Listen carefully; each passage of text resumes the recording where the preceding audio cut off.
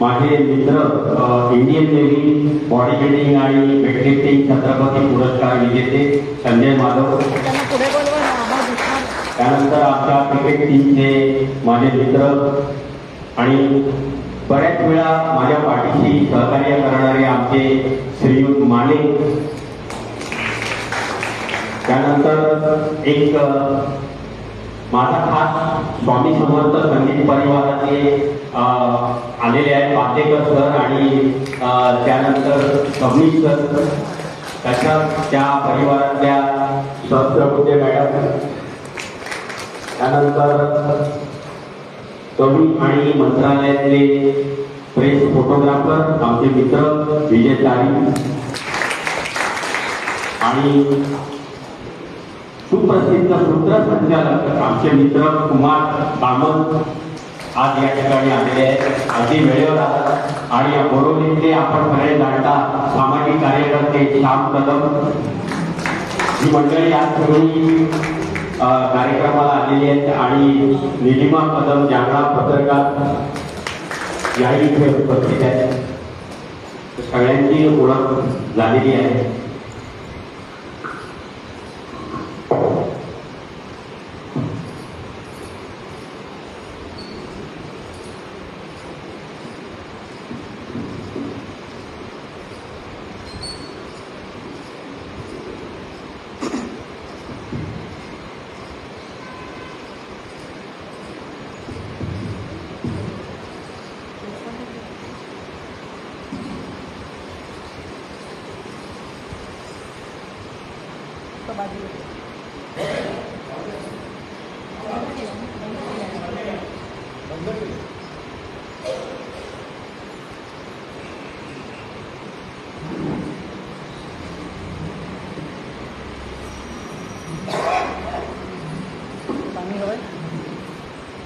तिच्या कुशीतून स्वराज्याचं स्वप्न निर्माण झालं. त्या राजमाता जिजाऊ, ज्या महापुरुषाने हे स्वप्न सत्यात उतरवलं ते राजा शिवछत्रपती, ज्या वारसदाराने हे स्वप्न 9 वर्ष दिलंय आपल्या खात्यावर ते उतरतं ते राजा शंभू छत्रपती. या तिन्ही महापुरुषांना प्रथम अभिवादन.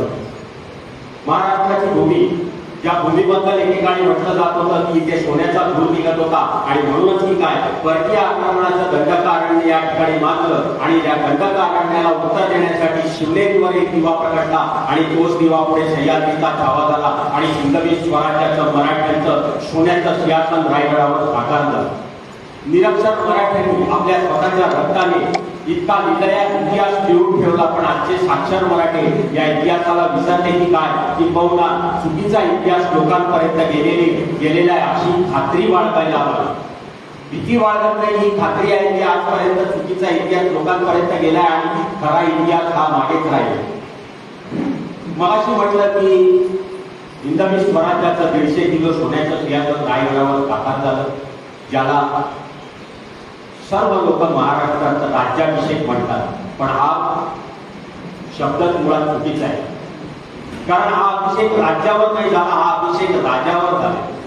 म्हणून त्याचा उल्लेख राजाभिषेक असाच करायला हवा. 6 जून 1674 ज्येष्ठ शुद्ध त्रयोदशी या दिवशी हा राजाभिषेक साकार झाला. जगामध्ये विधिवत कुठलाच राजा झाला नाही, पण तो महाराष्ट्रात एकमेव राजा झाला. पण या राज्याभिषेकाच्या मागे नेमकी कल्पना काय?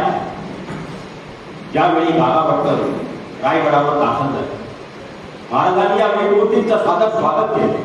महाराजांचा रायगड कैलासाच्या दिमागात झळकत. हिंदवी स्वराज्याची अयोध्या पाहून गागाभट्टांचा अंतःकरण आषाढातल्या आकाशासारखं गलबललं. ते महाराजांना म्हणाले, महाराज स्वराज्याचं हे रूप पाहून मी धन्य झालो. तुम्ही धर्मसंस्थापना केली, ममतेचं समतेचं धर्मराज्य निर्माण केले, तरी तुम्हाला सिंहासन नाही, मस्तकी छत्र चामर हे कैसे? प्रभू रामचंद्रानंतर अयोध्या तुम्ही वसवलं, पण तुमच्या मस्तकावर छत्र चामराचं सोन्याचं सिंहासन आणि नाही हे कैसे? यावेळी महाराज म्हणाले, गुरुजी सिंहासनावर बसण्यासाठी हे सारं केलं. हे राज्य जगदीश्वराचं आहे, तुझा भवानीचं आहे, निदान नवं. त्या दोघांचं संभाषण राजमाता जिजाऊ साहेब ऐकतायत. राजमाता जिजाऊंनी सांगितलं, शिवबा हिंदवी स्वराज्याच्या चिरंतन कल्याणासाठी तुम्हाला छत्रपती व्हावं. राजे तुम्ही माझ्या साऱ्या इच्छा पूर्ण केल्या. हिंदवी स्वराज्याचं छत्रछावराचं सोन्याचं सिंहासन मला डोळे भरून पाहू द्या. माझ्या आयुष्याच्या व्रताची सांगता तुमच्या राजाभिषेकातच आहे. आणि अखेर महाराजांची मान्यता केली. 50 वर्षाचं आयुष्य लाभलं महाराजांना, पण ते छत्रपती झाले याची दोनच कारणं होती. स्वतःच्या आई वडिलांचा आणि गुरुजनांचा शब्द त्यांनी कधी खाली पडू दिला, म्हणूनच ते छत्रपती. आणि महाराजांच्या आज्ञेप्रमाणे गागा भट्ट रायगडावर तयारीला झाला. गागा भट्टांनी राजाभिषेक प्रयोग हा ग्रंथ लिहायला सुरुवात केली. एकीकडे रायगडावर ग्रंथ लिहिण्याचं काम चालू होतं, दुसरीकडे रामोजी तत्वचित्रे हिंदवी स्वराज्याचं 150 किलोचं सोन्याचं सिंहासन साकार करत रायगडावर राज्याभिषेकाची प्रचंड तयारी चालू होती. सभामंडपे गावच्या फुलांचे सडे घातले जात होते. इतकी प्रचंड तयारी चालू असताना राजमाता जिजाऊंची मनस्थिती काय असेल? शिवाजी राजाची आई होणं सोपं नव्हतं. प्रत्येक संकटातून सुटताना राजांचा जणू पुनर्जन्म होत होता आणि त्या पुनर्जन्माच्या भयंकर प्रसूतीवेदना सहन कराव्या लागत होत्या जिजाऊ साहेबांना, न कंटा न वेळता. लहानपणी जिजाऊंनी शिवबाला मातीचे डोंगर तिथे म्हणून खेळायला करून दिले होते. त्या डोंगरांचा रायगड झाला होता. आऊ साहेबांच्या मांडीचा रत्नजडित सिंहासन झालं होतं. त्यांचा शिवबा सिंहासनाधीश्वर छत्रपती होत होता. आऊ साहेबांनी यासाठी केला होता अट्टाहास. राजाभिषेक प्रयोग ग्रंथाप्रमाणे पहिला विधी होता महाराजांची तुलाधना. तराजूच्या एका पर्यात महाराज बसले, दुसऱ्या पर्यात कोणाची नाणी टाकण्यात आणि ती नाणी तुला झाल्यानंतर आलेल्या प्रजाजनांमध्ये वाटण्यात आली. त्यानंतर चांदी होती, मसाले होते, फळं होती. या सर्व वस्तूंची महाराजांची तुला झाली आणि त्या सर्व वस्तू आलेल्या प्रजाजनांमध्ये वाटण्यात आल्या. त्यानंतर महाराजांची बुद्ध झाली. राजाभिषेकाच्या वेळी महाराजांचं वय होतं 44 वर्ष आणि बुद्ध झाल्यानंतर मोठा प्रेम प्रसंग निर्माण झाला. कारण बुद्ध झाल्यानंतर लग्न होणं गरजेचं आहे.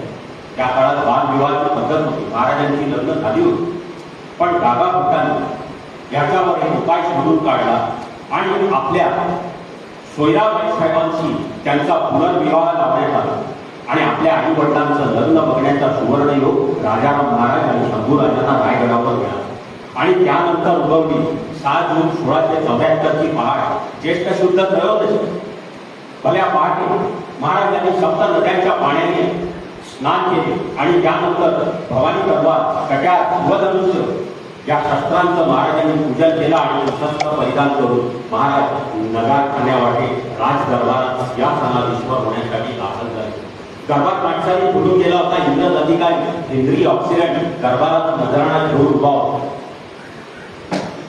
महाराज नगारखान्यातून आतमध्ये आल्यानंतर त्या सिंहासनाच्या 3 पायऱ्या बघितल्यावर महाराजांची लक्षात आलं की पहिली पायरी म्हणजे माझा तानाजी आहे, दुसरी पायरी म्हणजे माझे बाजीप्रभू आहे, तिसरी पायरी म्हणजे माझे मुरारबाजी देशपांडे आहे. हे सारे वीर स्वराज्यासाठी मरण पावले, म्हणूनच मला आज या सिंहासनाच्या पायऱ्या चढता येत आहे.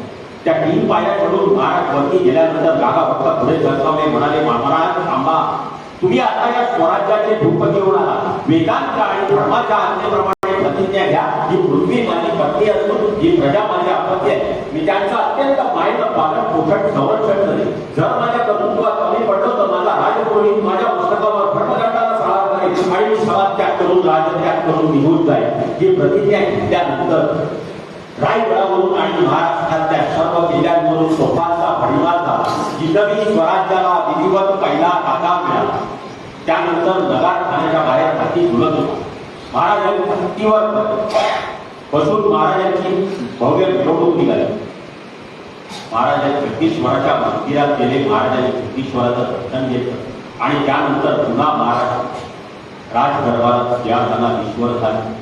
पण त्याच वेळी त्यांच्या लक्षात आलं, आपले बांधकाम प्रमुख विरोधी इटळकरांना आपण रायगड बांधायला सांगितलं होता, काहीसं धन दिलं होतं आणि जे महाराजांनी धन दिलं होतं ते संपलं होतं. अर्धा रायगड बांधून झाला होता आणि महाराज कर्नाटकाच्या मोहिमेवर होतो. विरोधी वाट बघत बसले की महाराज येतील आणि आपण आपल्याला धन देतील आणि पुढचं बांधकाम चालू करू. विरोधीने अभूतपूर्व काम केला. आपला आता वाडा जमीन सगळं विकून झोपडी बांधून रायगडावर राहिले आणि त्या पैशातून उर्वरित बांधकाम पूर्ण केले. या राजाभिषेकाच्या मंगल प्रसंगी महाराजांनी विरोधीला बोलवलं, म्हणाले, विरोधी अभूतपूर्व काम केले, सांगा तुम्हाला काय हवं. विरोधींनी सांगितलं, राजा मला काही नको, मला फक्त माझं नाव एका पायरीवर यायची परवानगी द्या. महाराजांना आश्चर्य वाटलं, दरबारात आश्चर्य वाटलं सगळ्यांना. अरे वाडा मागितला असता तर होता त्याच्यापेक्षा जास्त मिळाला असता, जमीन मागितली असती होती त्याच्यापेक्षा जास्त मिळाली असती. महाराज म्हणाले, विरोधी अहो 1300 पायऱ्या रायगडाला तुम्ही बांधले, मागून मागताय काय, फक्त पायरीवर नाव द्यायची परवानगी. विरोधीने भर दरबारात उत्तर दिलं, राजा मला त्या पायऱ्यांवर नाव घ्यायची परवानगी नको आहे, मला माझं नाव द्यायची परवानगी हवी आहे ती जगदीश्वर मंदिराच्या पायरीवर. महाराजांनी विचारला असता का? त्यावेळी दरबारात विरोधी म्हणाले, राजा जेव्हा जेव्हा रायगडावर जाल तेव्हा तेव्हा जगदीश्वराच्या दर्शनाला जाल, आणि जेव्हा जेव्हा जगदीश्वराच्या दर्शनाला जाल तुमच्या पायाची धूळ माझ्या मस्तकावर स्वतःचा विषय करत नाही. आजही रायगडावर गेला 400 वर्ष होऊन गेली पण सेवेची ठाई तत्पर विरोधी कळतं हे नाव आजही रायगडावर दिसतं. विठ्ठलला कुठल्या गडावर कुणाचं नाव दिसत नाही पण हे नाव आजही अजरामर झालेलं आहे. अशा पद्धतीने हा रायगडावर राजाभिषेक संपन्न झाला आणि त्या तोफांच्या भडीमाराने विजापूर हादरलं. इंग्रजांची झोप उडाली. त्या विजापुरात त्या दिवशी औरंगजेबाचा दरबार भरला. औरंगजेबाच्या सरदारांची संख्या 1400 होती आणि त्या दिवशी 1400 माना औरंगजेबाच्या दरबारात आली होती. त्या औरंगजेबाकडे एक छुपेखान नावाचा इतिहासकार होता. त्याने त्या दिवसाचा प्रसंग त्याने लिहून ठेवलाय. हा राजाभिषेक झाल्यानंतर भर दरबारात आपल्या औरंगजेब म्हणतोय, कैसे कैसे सुरमा पार करते थे सौराट को ढूंढने वाला हमारा अफजल खान गया था शिवा को पकड़ने के लिए, शिवा ने प्रतापगढ़ पे वही उसे दफना दिया. खुद को शमशेर बांधकर कहने वाले शाइस्ता खान गए थे पुणे में शिवा को पकड़ने के लिए, उंगलियां काट के भेज दिया, तलवार उठाने के काबिल नहीं रखा. ये क्या खास बात है? कल को सह्याद्री में घूमने वाला पहाड़ का चूहा आज हमारे सामने जिंदगी स्वराज्य का छत्रपति बन गया है. ये हमारे सैनिकों में और मराठों में क्या खास बात है? ये आज हम जान चुके हैं क्योंकि मराठी शराब और शराब से कई गुना दूर है. हमें नाश है, हमें दुश्मन मिला तो भी सिवा है. खुद्द औरंगजेब स्वतःच्या दरबारात महाराजांबद्दल बोलला आणि अशा पद्धतीने हा राजाभिषेक संपन्न झाला. कारण त्या राजाभिषेकाने सगळी झोप उडवली विजापुराची, इंग्रजांची. पण आज बराचसा चुकीचा इतिहास, किंबहुना चुकीच्या इतिहासावर चित्रपट होत आहेत आणि महाराष्ट्र इतिहासापासून लांब जातो. कोणाला रायगडाच्या बाबतीत विचारलं तर कोणी सांगतात काय हल्ली व्हॉट्सअपवर येत आहेत कोजागिरी आणि हिरकणीचा हे पाठवलं जातं सगळ्यात. कोजागिरीच्या दिवशी हिरकणी, स्वराज्याच्या इतिहासात हिरकणी अस्तित्वात नाही. याची बरीच कारण आहे. किंबहुना महाराष्ट्रात रायगड फार तर 30% लोकांनी पाहिजे, त्यामुळे इतिहास खूप लांब आहे. कारण या हिरकणीचं गाव जे आहे पाचाड, ते गाव आहे रायगडाच्या पायथ्याशी. आता त्या काळामध्ये प्रत्येकाच्या घरी गाई म्हशी होती. ज्याच्या घरी जास्त गाई म्हशी तो जास्त सदन मानला. हिरकणी टाक विकायला गडावर का जाईल अजूनही महाराष्ट्राला प्रश्न पडतो. त्या काळात ताक ही गोष्ट कोण विकतच घेत नव्हता. कोण पाहुणा आला तर आपल्या घरी अरे थोडं दही आहे हे घेऊन जा, हे ताक आहे हे घेऊन जा, हे थोडं दूध घेऊन जा. लोक अशीच देत होते कारण घरोघरी काय नसून होते. बरं तिला जर ताक विकायचं असेल तर तिच्या दारातूनच रायगडाकडे जाणारा रस्ता आहे तर ती दारात ठेवेल ना. विकायला कशाला जाईल म्हणता बघ. कारण रायगडावर ब्राह्मणवाडे होते, तिकडे काही म्हशी आहेत. अजूनही हे महाराष्ट्राला प्रश्न पडलेला आहे. हिरकणी नावाचा पुरस्कार महिलांना दिला जातो. जी गोष्ट अस्तित्वात नाही त्याचा शासन आज वर्षानुवर्ष महिलांना पुरस्कार दिला जातो.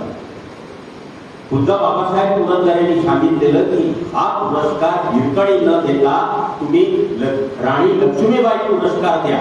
पण वर्षानुवर्ष त्याच्याकडे दुर्लक्ष केलं आणि ही हिरकणी आणि चित्रपटवाल्यांनी ह्या दंतकथेवर चित्रपट निर्माण केले आणि चित्रपट बघितल्यानंतर लोकांची खात्री झाली हा हिरकणी होती. मुळात ही हिरकणी अस्तित्वातच नाहीये. तसंच कोणाला विचारलं सिंहगडाच्या बाबतीत तर तानाजी मालुसऱ्यांकडे घोरपड होतो. फाल्गुन वद्य नवमीला आहे पुण्यात घडला. फाल्गुन वद्य नवमी म्हणजे फेब्रुवारी महिना, सिंहगड पुण्यात प्रचंड थंडी. 300 मावळ्यांना घेऊन तानाजी मालुसऱ्यांनी सिंहगड काबीज केला. उदय भानुशी 2 हात केले आणि वीरगती प्राप्त झाली आणि तोंडाणा स्वराज्यात आला आणि त्याच्यानंतर त्याचं नाव सिंहगड झालं. पण त्या दिवशी 300 मावळे त्या द्रोणागिरी कड्याच्या पायथ्याशी होते आणि सिंहगडावर कधी कोण गेला असेल तर लक्षात येईल कल्याण दरवाजा आहे. आपण पुण्याकडून जाताना पुणे दरवाजा 1, 2, 3 आणि तिथून आपण पुढे गेल्यानंतर त्या बाजूला कल्याण दरवाजा, कल्याण नावाचा खाली गाव आहे म्हणून त्या दरवाजाला कल्याण दरवाजा. त्या कल्याण दरवाजाच्या पायथ्याशी काही मावळे बैलांच्या शिंगाला आपल्याच्या चिंध्या गुंडाळल्या आणि तिथं सोडली होती.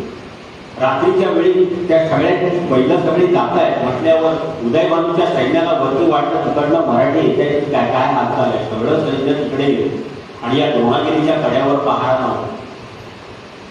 आता 300 मावळ्यांना जर तो द्रोणागिरीचा 350 फूट कडा सर करून जायचंय, तानाजी मालुसरे घोरपडीच्या जीवावर लागली.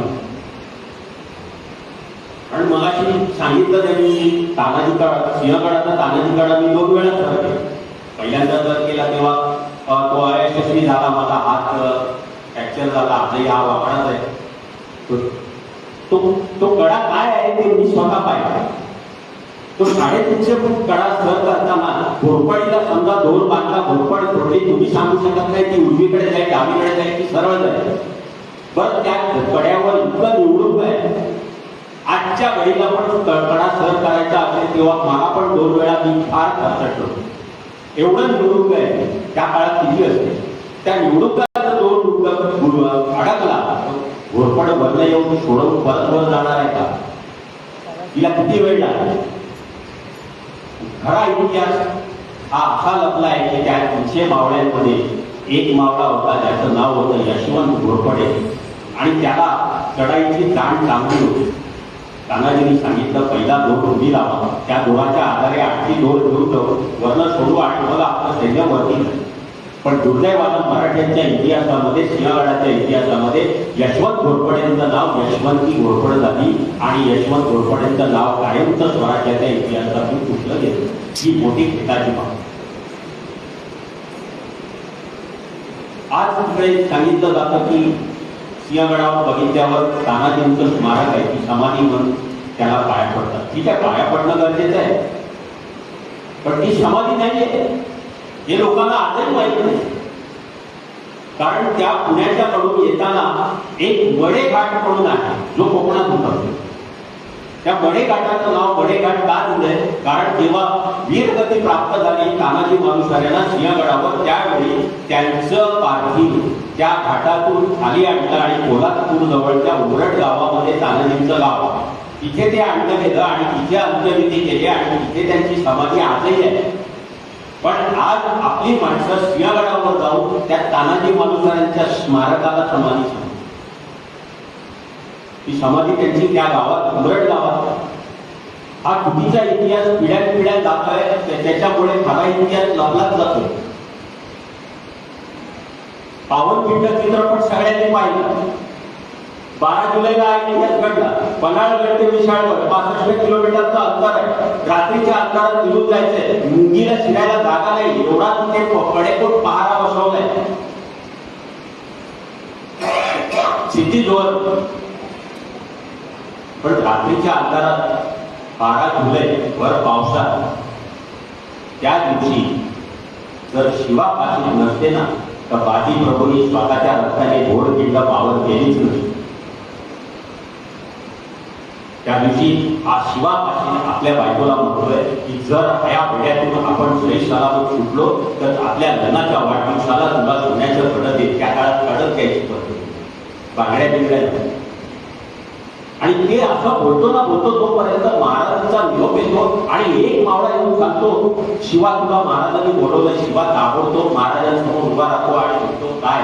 महाराज स्वतःची वस्त्र समोर धरतात आणि म्हणतात की वस्त्र परिधान करून या. शिवा विचारत नाही काय करायचंय, कुठे जायचंय, कशाला करायचंय. शिवा ती वस्त्र परिधान करून महाराजांसमोर उभा राहतो. महाराज म्हणतात आम्ही स्वतःला हातात पाहतोय की काय? पण शिवा तुला प्रश्न पडला नाही की तू आम्ही तुला हे आमचे वस्त्र का का दिली? शिवाने सांगितलं, राज तुमची वस्त्र परिधान करायला मिळाली, आयुष्याचं सार्थक झालं, अजून काय होय? महाराजांच्या महाराजांनी मिठी मारली शिवाला आणि त्या रात्री 2 पालख्या पन्हाळ्यावरून निघाल्या. एका पालखीमध्ये प्रति शिवाजी महाराज म्हणून शिवा काशीत बसले होते आणि दुसऱ्या पालखीमध्ये महाराज बसले होते. या पन्हाळ्याच्या जोरदेंडीतून खाली उतरल्यानंतर शिवा काशीची पालखी सरळ पुढे निघून गेली आणि महाराजांची पालखी मसाईच्या पठारावर डावीकडे सरळ मसाईच्या पठाराच्या वरती चढली. हे मसाईचा पठार 8 किलोमीटरचा, आजही तिथे एकही झाड नाही. पावसाळ्यात कमरेभर गवत असतो आणि हे 8 किलोमीटरचा पठार पार करून विशाळगडाकडे जायचं. इकडे सिद्धी, इथे बातमी लागली की काय आहे. सिद्धी जोहरने सांगितलं, स्वतःचा मेहमान सिद्धी मसूदला, ज्या वहां मी गया उधर देखो. आता हा सिद्धी मसूद महाराजांना ओळखत नव्हता. त्याने पाठलाग केला 4-5 किलोमीटर आणि त्याने शिवा काशीतला पकडलं. त्याला वाटलं आपण महाराजांना पकडलं. आता 5 किलोमीटर 4 किलोमीटर गेल्यानंतर तो परत 5-4 किलोमीटर मागे येईल ना. तोपर्यंत महाराजांची पालखी मसाईचा पठार पार करून गेली होती. खाली उतरून पांढरपणे गावामधून पार. ह्याने शिवा काशींचा तिथे अडकलं आणि शिवा काशी त्याच ठिकाणी मारले.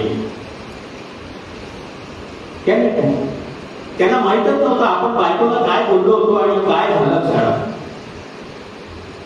कधी पन्हाळ्याला गेलात ना, खाली उतरताना डावीकडे वळत घ्या. हा सगळा इतिहास तिथे लिहिलेला आहे.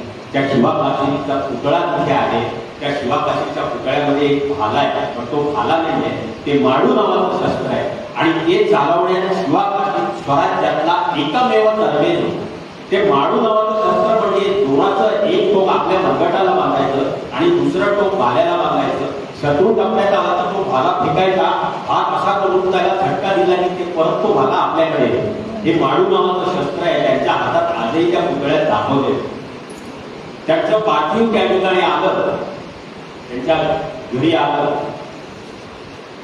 आता साहजिक आहे त्यांच्या बायकोला आठवणारच की आपला नवरा आपल्याला काय बोलून गेला आणि काय झालं, काय प्रसंग असेल. तिने हातोडा फोडला, पण शिवा काशींच्या आईने सांगितलं आवाज करायचा नाही, अजिबात डोळ्यातून पाणी आणायचं नाही, कारण माझा मुलगा गेला तो मला जिजाऊचा मान देऊन गेला, गेला तो छत्रपती म्हणून गेलाय, मला तो अभिमान आहे.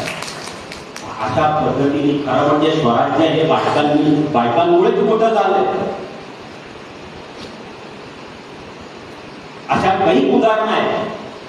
स्वराज्य स्थापन करण्याची प्रेरणा जी दिली आहे ती जिजाऊंनीच दिलेली आहे आणि भोसले घराण्याने स्वराज्य स्थापन करण्यासाठी फार मोठा त्याग केलेला आहे. तो आजही महाराष्ट्राला माहीत नाहीये. ज्यावेळी शहाजीराजे रणांगणामध्ये मोठा पराक्रम करून वाड्यावर येत होते आणि त्यांची तो पराक्रम तिखंडात गाजला होता. शहाजीराजांच्या डोक्यात होतं की आता जिजाऊ आपली दरबारात वाड्याच्या बाहेर औषण करायला उभ्या. शहाजीराजे आले तर बघितलं वाड्याच्या महादरवाजात कोणीच नाही. उतरले घोड्यावरून तात्काळ गेले जिजाऊच्या महालामध्ये आणि म्हणाले आमचा पराक्रम तुमच्यापर्यंत पोहोचला नाही का? तुम्ही आमचा औषण करायला दरवाजात आला नाही, महादरवाजात एकही माणूस नाही, तुम्हीही नाही, ये कैसे? त्याच वेळी का जिजाऊ उठल्या आणि गाठ पण उभ्या राहिल्या, म्हणाल्या कोणता पराक्रम, कोणासाठी पराक्रम? अरे हा पराक्रम जर आपल्या माणसांसाठी केला असताना त्याची जिजाऊ महादरवाजात काही रणांगणात औषध करायला आली होती आणि इथेच स्वराज्य स्थापन करण्याची खेळी पडली. आणि त्यानंतर भोसले घराण्याने शहाजीराजे आणि जिजाऊंनी निश्चय केला आणि बाल शिवाजीला घेऊन राजमाता जिजाऊ पुण्यात आल्या आणि शिवाजी महाराजांचे थोरले बंधू शहाजीराजांना घेऊन संभाजी राजांना घेऊन शहाजीराजे कर्नाटकात गेले आणि पूर्ण ही भेट शेवटची होती, कारण स्वराज्यामध्ये पूर्णतः नंतर हे भोसले घराणं कधीच एकत्र आले नाही. जिजाऊ पण एकत्र आले नाहीत आणि शहाजीराजे पण एकत्र आले नाहीत. स्वराज्य स्थापन करण्यासाठी महाराष्ट्रामध्ये त्यांनी स्वतःच्या संसारावर पाणी सोडले. फार मोठी गोष्ट आहे. म्हणूनच आता आम्ही त्यांना दैवत मानतो. त्याचं कारण हे ही गोष्टही आज माहिती. आज शिवजयंती साजरी होती, जिजाऊंची जयंती कधी साजरी होते, कारण ती एकमेव त्या एकमेव होत्या ज्यांनी ही प्रेरणा दिली आणि स्वराज्य उभं राहिलं. 3 एप्रिल 1680 महाराजांचं निधन झालं रायगडावर. दुर्दैवानं या राजाचे अंत्यविधी पण नीट झाले नव्हते, कारण आपल्याकडे जो त्या काळापासूनचा शाप तो अजून आहे. प्रत्येक ठिकाणी आपला फायदा बघायचा आणि त्याच्यामुळे त्यांचे अंत्यविधी नीट झाले नव्हते. पण दुसरा छत्रपती घडवण्याचं सामर्थ्य जिजाऊंमध्ये होतं आणि त्यांनी ते करून दाखवलं आणि शंभू राजांना त्यांनी दुसरा छत्रपती घडवून दाखवला. आणि त्यानंतरच एक म्हण महाराष्ट्रात प्रचलित झाली की यशस्वी पुरुषाच्या मागे एक स्त्री असते.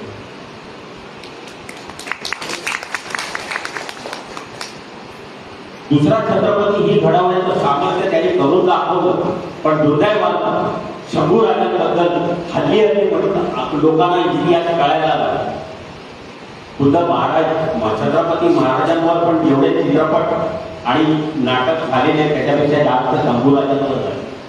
रामगणेश गडकरींच्या नाटकांमध्ये पण शंभू राजांची एंट्रीच लागली होता. याच्यात रामगणेश गडकरींची चूक नाहीये. लोक म्हणतात की असं कसं दाखवतं, पण त्यांची चूक नाहीये. त्या काळातला अभ्यास करा तुम्ही, त्या काळात परिस्थिती काय होती. कारण इंग्रजांनी मगाशी सांगितलं राजाभिषेकाच्या वेळी हेनरी ऑक्सिलंड दरबारात नजराणा घेऊन उभा होता. ह्या हेनरी ऑक्सिलंडने रायगडावर राजाभिषेकासाठी 1.5 महिना वास्तव्य केले. त्याला रोजनिशी लिहायची सवय होती. त्या रोजनिशीमध्ये तो लिहून ठेवतोय की इथल्या माणसांकडे सगळ्या शौर्य आहे, धाडस आहे, पराक्रम आहे, सगळं.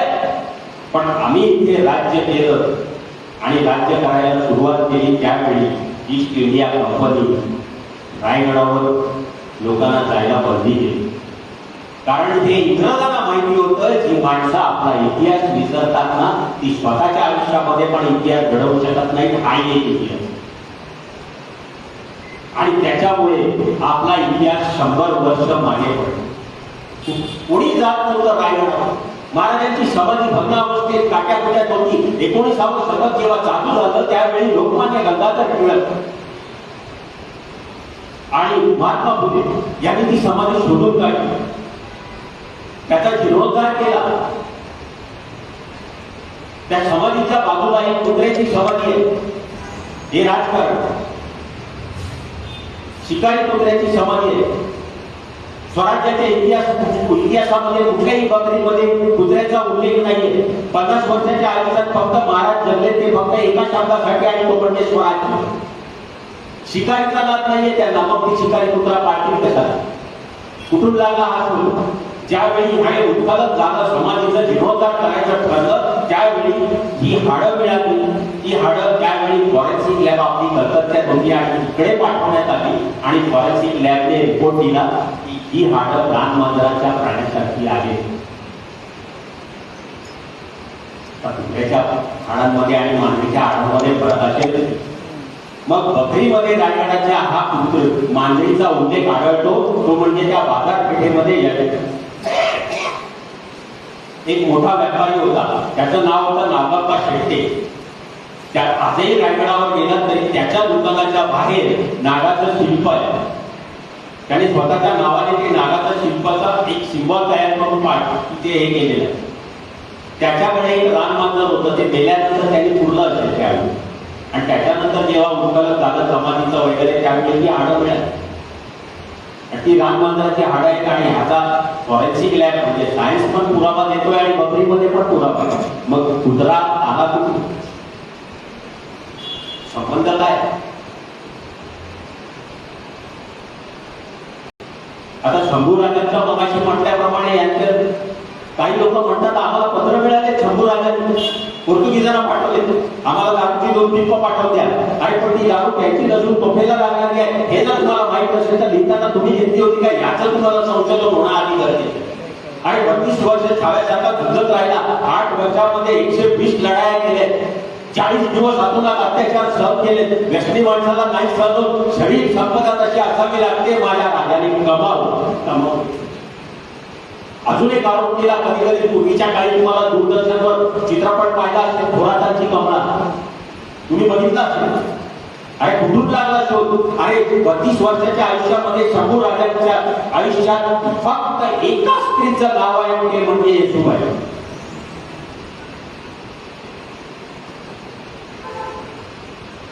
चित्रपटाच्या शेवटी त्या थोरातांच्या कमळेची समाधी दाखवली जाते. त्याच्यावरचं जर साल तुम्ही नीट वाचलं आणि बघितलं, आज तुम्हाला तो चित्रपट युट्यूबवर मिळेल, शेवट बघा आणि ती समाधी बघा, त्याच्यावरचं साल बघा.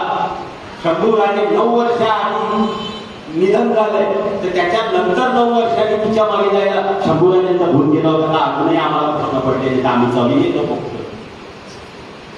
कुठून लागले हे शोध आणि कुठून लागला हा इतिहास? असा बाजारपेठेबद्दल पण अशाच गोष्टी खोट्या पसरवल्या जातात. काही माणसं म्हणतात ते इतकी उंची केली आहे की घोड्यावर बसून इकडे मेथीची धुडी आणि कोथिंबीर विकायला नव्हती बाजारपेठ. त्या बाजारपेठ कशा पद्धतीने चालायची आणि तो कशा पद्धतीचा आहे हे रायगडावर गेल्यानंतर कळतं की हिरोजी इटळकर हे डिग्री घेतलेले इंजिनियर नव्हते, पण त्यांचं बांधकाम अशा पद्धतीने का केलेलं आहे हे तेव्हा कळतं. कारण रायगड कोकणात प्रचंड पाऊस, भिंतीला ओढ पडू नये म्हणून त्याचा पायाच 5 फूट वर चढवला, जेणेकरून भिंतीला ओढ पकडली जाणार. पण आमच्या लोकांनी हा एवढी उंची म्हणजे इथे घोड्यावर बसून कोथिंबीर घ्यायची होती. काय भाजीपाला नव्हता विकला जात तिकडे. ही बाजारपेठ करण्यामागचं कारणच वेगळं होतं. कारण त्या काळामध्ये महाडच्या पुढची जी आज शहर आहे, चिपळूण, संगमेश्वर वगैरे, ह्या खेड, चिपळूण, संगमेश्वर हे सगळे त्या काळात गावं. तिथल्या लोकांना, त्या गावातले लोक दुकानदार होते, ते महाडमध्ये यायचे आपल्या दुकानाला लागणारं सामान घेण्याचे. आता महाड या शब्दाचा अर्थ महाहाट, बाजारहाट, महाहाट म्हणजे मोठी बाजारपेठ, आणि त्याच्यानंतर त्याचा अपभ्रंश झाला महाड. तिथे मोठी बाजारपेठ होती आणि या व्यापाऱ्यांवर स्वराज्याचा कर होता. पण त्या काळात की कर वेळोवेळी भरला जावा म्हणून ह्या व्यापाऱ्यांची दुकानं वर बसवली. म्हणजे काय होईल की या व्यापाऱ्यांवर बचत राहील की दरबारात आपल्याला बोलवलं जाईल, त्यांच्या रोजच्या रोज कर भरला जाईल. त्यामुळे कर पण भरला जायचा स्वराज्यात रोज, कारण भीती होती दरबारात बोलवलं तर दंड भरावा लागेल. म्हणून ही सगळ्या व्यापाऱ्यांची दुकानं वर बसवली आणि ती जुनी दुकानं होती त्याची गोडाऊन होती. आणि मग ज्या दुकानात तो व्यापारी काय आपल्याला विकणारा असेल ते सॅम्पल ठेवायचा आणि त्या व्यापाऱ्याच्या दुकानात माणसं यायची, आपली ऑर्डर द्यायची, त्याच्या 3 प्रती बनवल्या जायच्या. एक तो स्वतःकडे ठेवायचा, एक तो व्यापारी घेऊन जायचा, त्याच्या गोडाऊनमध्ये दाखवायचा आणि तिकडनं माल घेऊन निघून जायचा. आणि तिसरी होती ती रोजच्या रोज दरबारात हजर व्हायची. म्हणजे त्याच्यावर किती टॅक्स होता, काय होता हे रोजच्या रोज व्हायला लागलं आणि स्वराज्यात टॅक्स यायला लागला. ही खरी पद्धत होती. इकडे कुठे भाजी मार्केट नव्हतं किंवा धान्य नव्हतं, पण लोकांनी याच्या गोष्टी फार चुकीच्या पद्धतीने केल्या. त्या 3 एप्रिलला जेव्हा महाराजांचं निधन झालं, संभाजीराजे पन्हाळ्यावर,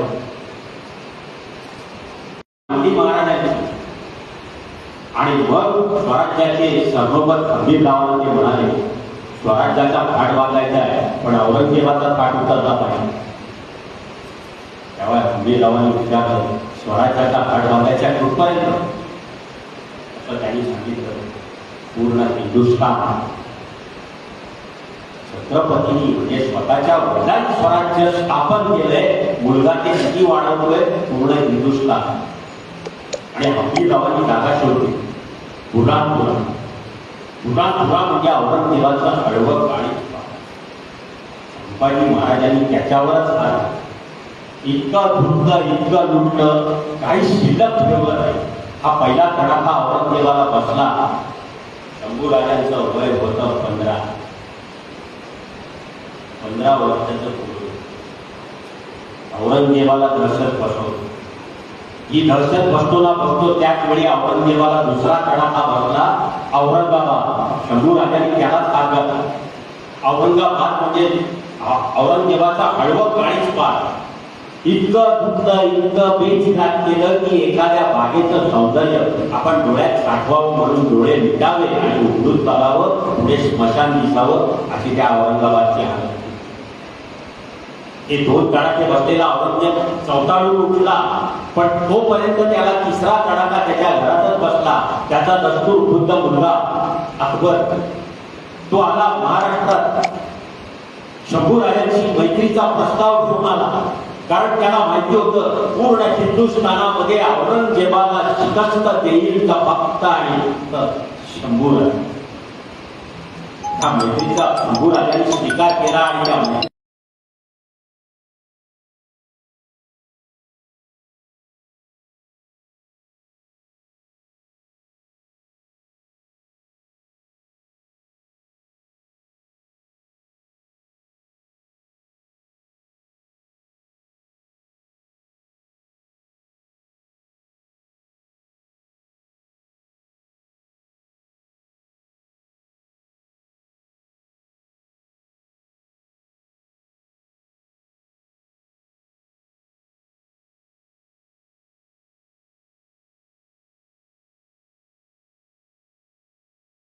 त्या चारित्र्याच्या बाबतीत कशी असते हे त्याच्यावरून कळतं. हे तीन तडाखे बसलेला औरंगजेब चालून आला आणि शेवटी रायगडावरून शंभू राजे आपले जवान म्हणाले येऊ दे त्याला. त्याला त्याच्या मरणाची जागा कळली आणि शंभू राजांनी गनिमी गावा केला. तू महाराष्ट्रात येतो ना. शंभू राजांनी आपलं सैन्य पाठवलं, काही दिशांना पाठवलं. त्यामुळे औरंगजेबाला कळतच नव्हतं. पूर्वेकडे माणसं पाठवली तर मराठी पश्चिमेकडे फाडत चालले, पश्चिमेकडे माणसं पाठवली तर मराठी उत्तरेकडे चालले, उत्तरेकडे माणसं पाठवली मराठी दक्षिणेकडे फाडत चालले. सगळीकडे औरंगजेबाला हात पराभव आणि शेवटी महाराष्ट्र औरंगजेबाला सोडावा लागला. हे शौर्य होतं शंभू राजांचं.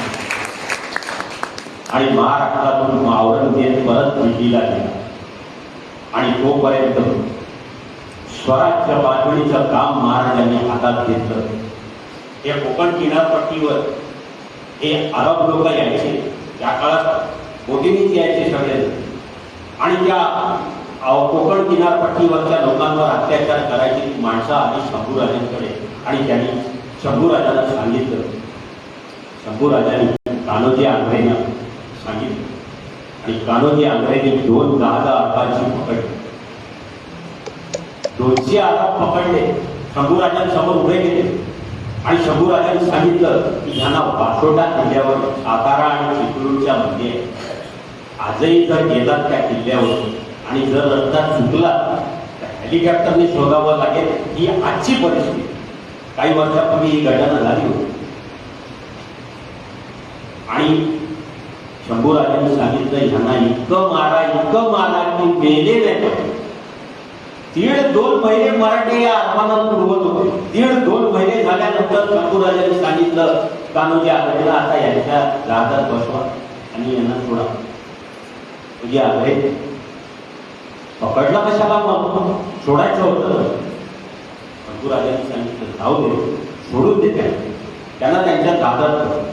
त्यांना सोडून दिलं. त्यांच्या जहाजात बसले, ते निघाले आणि मग शंभू राजे कान्होजी आंग्रेला म्हणाले आता ते यांच्या देशात जातील, यांच्या देशात उतरतील, यांच्या घराकडे जातील, दरवाजा ठोकवतील, ह्यांच्या बायका दार उघडतील आणि ह्यांनाच म्हणतील आमचे हे घरात नाही, नंतर या.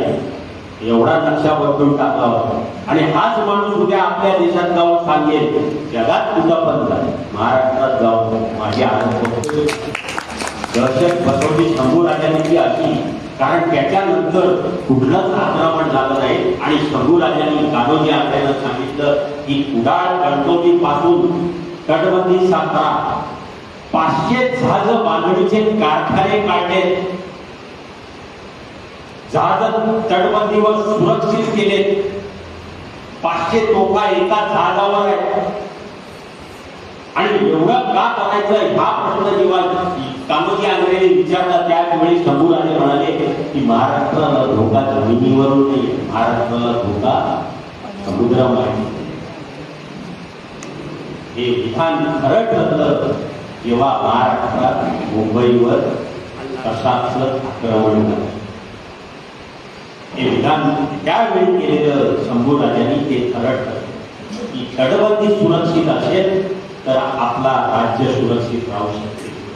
आणि ही इतकी तटबंदी सुरक्षित केली.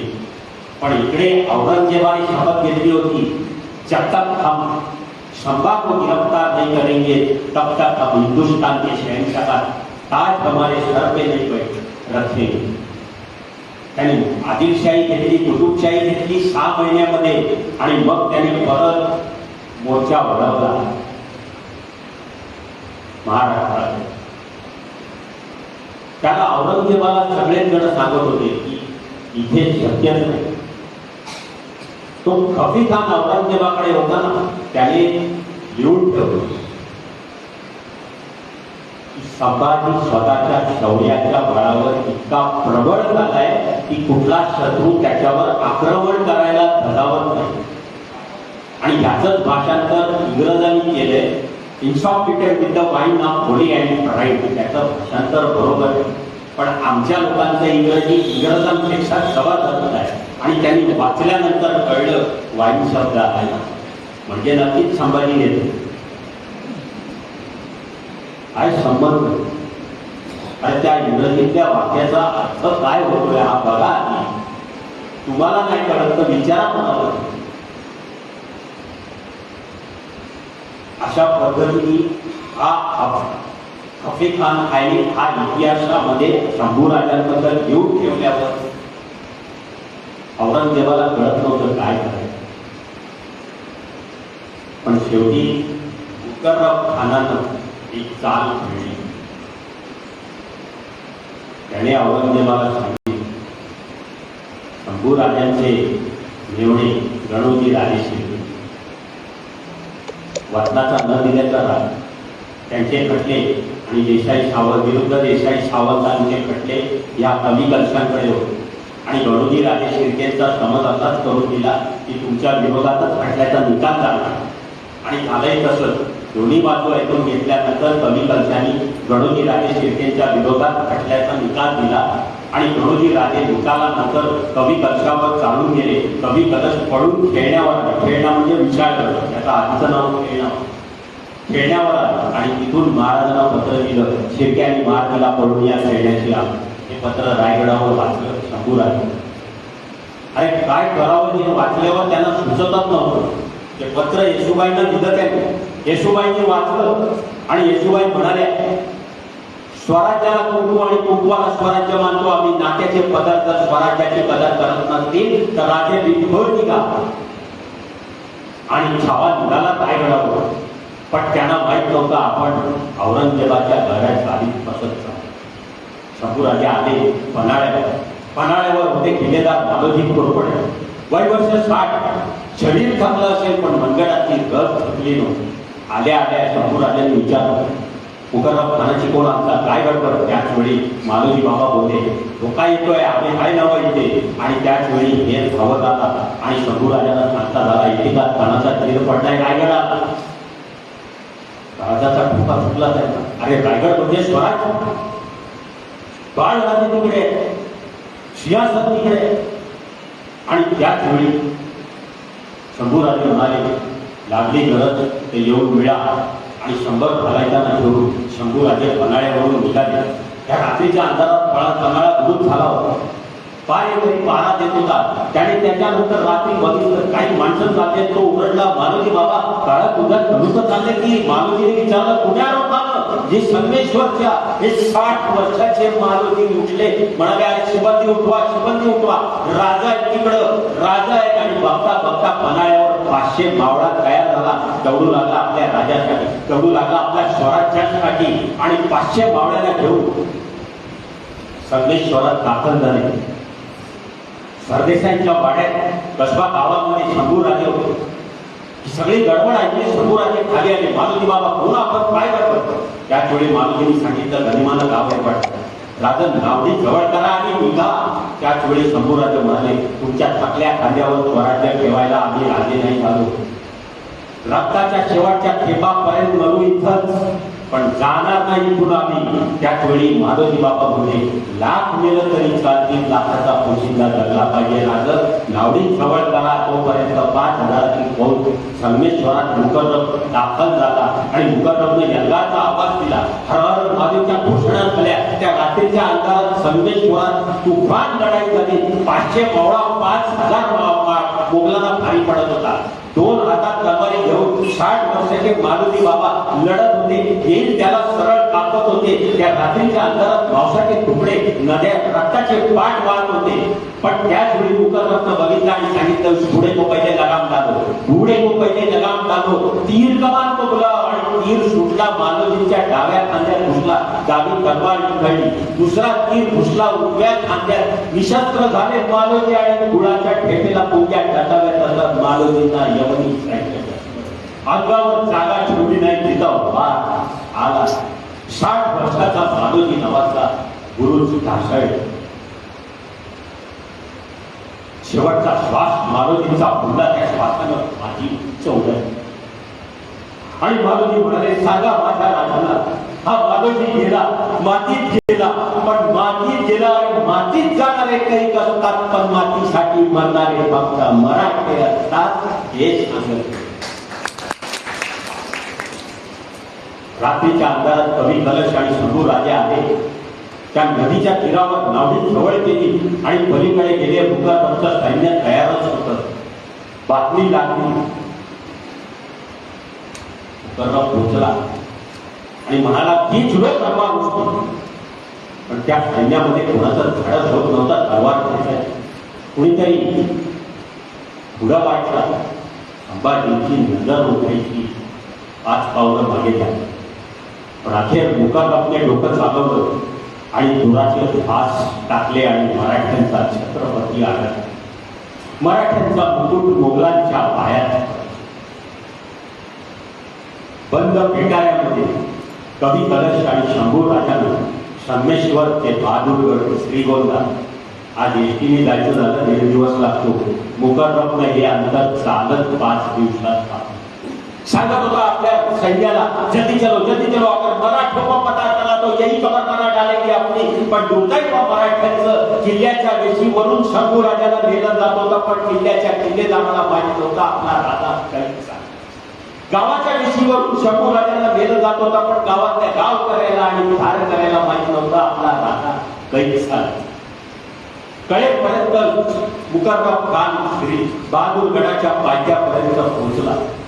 वरती बहादूर गडावर औरंगजेबाला हे सांगत आता हुजूर बहुत अच्छी खबर है. संभाजी रफ्तार हो गए तो औरंगजेब विचारतो मी किती नाही आहे क्या बघते हो. नहीं हुजूर नीचे मुकर्रब खान आ गए हैं. तसा औरंगजेब म्हणाला बड़ी शानो शौकत से लाया जाए उसे, पळणाया जाए उसे. तख्ता खुला म्हणजे ही मोठी सदा. लोखंडी साखळ दंडा अंगावर 2 फळ्या अशा आणि हात पण त्याच्यात अडकवले आणि ही निघाली भिंड बहादूरगडाच्या पायथ्यापासून. आणि 9 वर्ष शैतानी दिमागुळ घातलेला औरंगजेबाच्या डोक्यामध्ये हा संभाजी कसा आहे. बहादूरगडाच्या पायथ्याला माणसाच्या गर्दीचा लोट. कोण कोणाच्या झाडावर, कोण कोणाच्या घरावर, कोण कोणाच्या खांद्यावर बसतोय. संभाजी कसा आहे. कुठून तरी गर्दीतून दगड यायचा, छातीवर आदळायचा, डोक्यावर आदळायचा. कुणीतरी मुघल सैनिक यायचा, तलवारीचा वार करून जायचा. कुणीतरी यायचा तर उंटाची शेवटी पिरगाळायचा. उंटा थाया नाचायचा. लोखंडी काटेरी साखळ दंड टाकून साधी चकमा करायची. आणि त्या बहादूरगडाच्या रस्त्यावर पूर्ण रक्ताचा अभिषेक झाला. शंभूला शेंदूर असलेल्या हनुमानासारखे दिसत होते भक्त भगवान. पण तरी पाणीदारपणे औरंगजेबाच्या दरबारात दाखल झाले. त्यांना बघून औरंगजेब खाली उतरला तख्तावरून. त्यांच्या समोर नमाज अदा करायला बसला. कारण त्याची सर्वात मोठी इच्छा पूर्ण झाली होती. हा औरंगजेब नवा गदा करायला बसलाय. शंभू राजाने मान वळवली कवी कलशांकडे आणि म्हणाले, या प्रसंगावर काही कविता लिहिली का? कवी कलशांना आश्चर्य वाटलं, अरे रत्न बंगाल आपला राजा आणि आपल्याला कविता करायला. औरंगजेब नवा गदा करून उभा राहिला, म्हणाला, सचमुच शेर का छावा है. 9 वर्ष का था तभी शिवा के साथ आगरा में मिला था, तभी दफना दिया होता तो ये नौबत ना आ जाती. मगर सचमुच शेर का छावा है. ऐसा एक संभा हमारे घरात खाने में क्यों नहीं पैदा हुआ. घर दरबारात शंभू राजाने सांगितलं, अरे तुझ्या पोटी संभाजी कसा जन्माला येईल. अरे सत्तेपायी बापाला विष देऊन मारणारा तू, सत्तेपायी भावाची हत्या करणारा तू, तुझ्या पोटी संभाजी कसा जन्माला येईल. संभाजी जन्माला येईल का महाराजांच्या कुशीत आणि सह्याद्रीच्या कुशीतच. औरंगजेबाला नंतर कळतच नव्हतं कैदेत कोण. चौथाडा औरंगजेब हे उत्तर ऐकून बड़ा जवान बहुत चलती है इसकी जवान काट, इसके आंखों से सेटिंग करती है हमारे, इसकी आंखें निकाल दो. आणि त्यानंतर नांदणगाव गणपतीच्या मंदिराच्या शेजारी पुढा होता. भामा भीमा आणि इंद्रायणी 3 नद्यांच्या संगमावर वधस्तंभाला शंभू राजे आणि कवी कलशांना बांधून. कोणीतरी मोगल यायचा, हाताची मुख काढून ओरबाडून घेऊन, कुणीतरी यायचा पायाच्या वाट्या काढून घेऊन, कुणीतरी मोगल यायचा हातात मांस काढून कुत्र्या बिगाडाला खायला. पाहिलं असतं तर वाटलं नसतं मराठ्यांचा अशी हालत.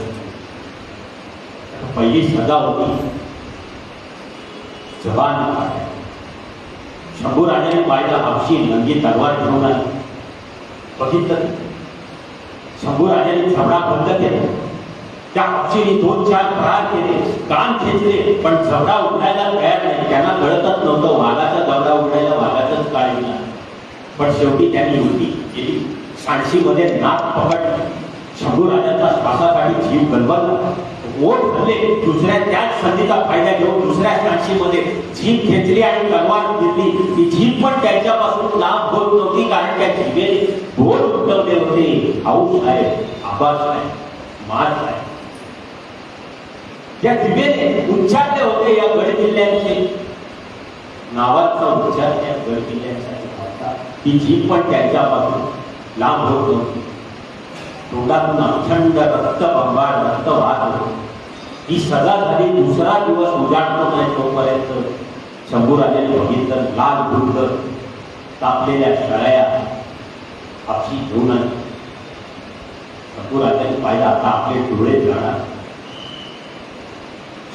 या डोळ्यांनी या गड किल्ल्यांचं दर्शन घेतलं होतं. या डोळ्यांनी छत्रपतींचं दर्शन घेतलं होतं. या डोळ्यांनी आऊसाहेबांचं दर्शन घेतलं होतं. या डोळ्यांनी गड किल्ल्यांचं दर्शन घेतलं होतं. ते डोळे जाणार. शंभू राजांनी डोळे बंद केले आणि त्या लाल दुःख झालेल्या लोखंडी सळ्या शंभू राजांच्या डोळ्यात पसण्यात आल्या. यातनांचा जाळ झाला, पण फक्त चडगम आवाज पण आला नाही. आवाज काढायला जीभच शिल्लक. त्या तेजस्वी डोळ्यांच्या जागी फक्त कोबडे शिल्लक राहील. त्यानंतर उगवली फाल्गुन अमावास्या. दुसरा दिवस गुढीपाडवा. या फाल्गुन अमावस्येला शंभू राजांच्या मस्तक कलम केले आणि ते मस्तक भाल्याला रोवला आणि तो भाला त्या त्रिवेणी नदीच्या संगमात रोवण्यात. त्या मस्तकातून थेंब पडले रक्ताचे त्या त्रिवेणी नदीच्या संगमात. आणि तो त्रिवेणी नदीचा संगम खरा, कारण त्यांनी ते पाहिलं होतं. शौर्य, पराक्रम, धाडस. आजही गेला तरी हा भीमा भामा इंद्रायणीचा संगम पावसाळ्यात पण शांत असतो. तुम्हाला तिथे कुठल्याही पाण्याचा आवाज वाहताना येत नाही. आणि यांच्या शरीराचे तुकडे केले आणि ते तुकडे त्या त्रिवेणी नदीच्या संगमात टाकण्यात आले. ते वाद वळूनपर्यंत गेले. आपल्या माणसांनी तुकडे ते एकत्र केले, ते शिवले आणि त्या माणसांनी स्वतःचं आडनाव बदललं आणि शिवले ठेवलं. आजही वळूनमध्ये गेलात तरी सगळे तिथे शिवलेच आहेत.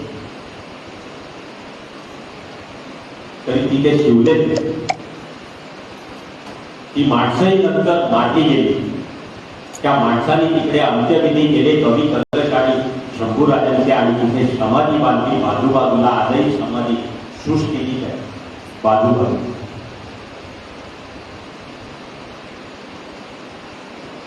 त्यानंतर 14 वर्ष महाराष्ट्र लढत राहिला.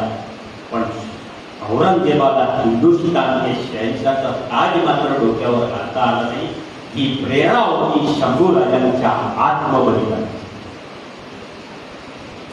या मातीसाठी कसं जगायचं हे छत्रपतींनी दाखवून दिलं. पण या मातीसाठी कसं मरायचं हे शंभूराजांनी दाखवलं.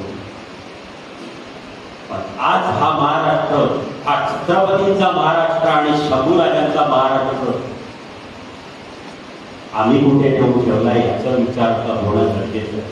या शिवचरित्रामध्ये प्रत्येक माणसाला, प्रत्येक विद्यार्थ्याला पण त्याच गोष्टी आहेत की आपल्या अभ्यासामधली टक्केवारी कशी वाढेल हेही त्याच्यात. आपल्या आयुष्यामध्ये आपण काय करतोय हा विचार करताना एकच गोष्ट लक्षात ठेवावी की आपण जे करतोय हे महाराजांना पटेल. महाराज असते तर पटलं असतं. कारण हा गद्दारीचा शाप केव्हापासूनचा आहे ना तो अजून आहे.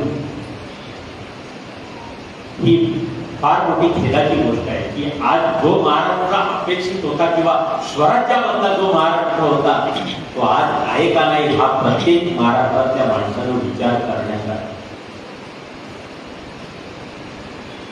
आता परवा एका संस्थेचा पुरस्कार मला जाहीर झाला होता, गड किल्ले संवर्धनाचा वगैरे. त्या संस्थेची माहिती देताना त्या संचालिका म्हणाल्या की आम्ही वृक्षाश्रम काढणार आहोत. हे त्यांनी स्टेजवर माईकवर त्यांनी माहिती देताना सांगितलं. खाली उतरल्यावर म्हटलं मला पुरस्कार नको, या पुरस्कार नका. ते काय कारण काय झालं, आमचं काय झालं? म्हटलं तुमचं सर्वात मोठं चुकलंय की तुम्ही वृद्धाश्रम काढायला जाता. मग काय करायला? अरे ही वृद्धाश्रम काढायची गरज लागू नये यासाठी समाजामध्ये काहीतरी उपक्रम राबवा ना. ह्या माणसांना, या आजच्या जनरेशनला, आजच्या मुलांना शिकवा. अरे ह्या महाराष्ट्रामध्ये महाराजांनी सतीची चाल बंद केलेली आहे.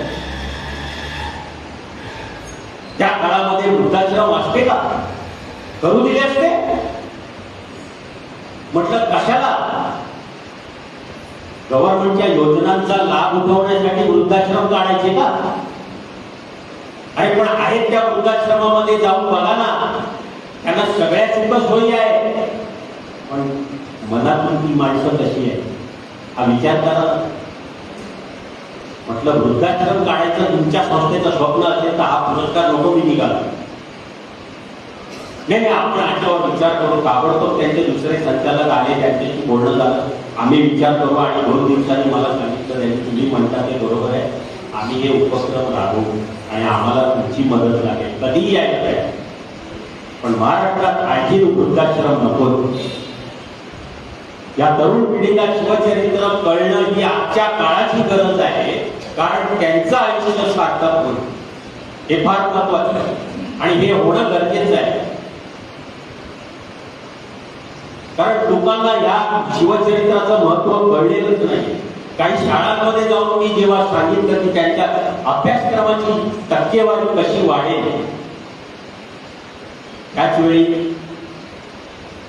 1-1.5 वर्षांनी त्यांच्या प्रिन्सिपलचा मला फोन आला की तुमच्या व्याख्यानामुळे आमची टक्केवारी वाढते, गेल्या वर्षीपेक्षा यावर्षी 25% वाढली. तर हे आम्हाला वैयक्तिक समाधान आहे.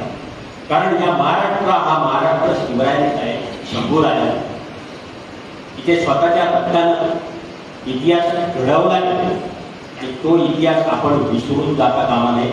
त्या इतिहासाला स्मरूनच आपण आपलं आयुष्य जगलं पाहिजे. सर्वात मोठी महत्वाची ते शेवटी या दोन्ही महापुरुषांना म्हणतो, निश्चयाचा महामेरू बहुतजनांचे आधार अखंड स्थितीचा निर्धार श्रीमंत. धन्यवाद.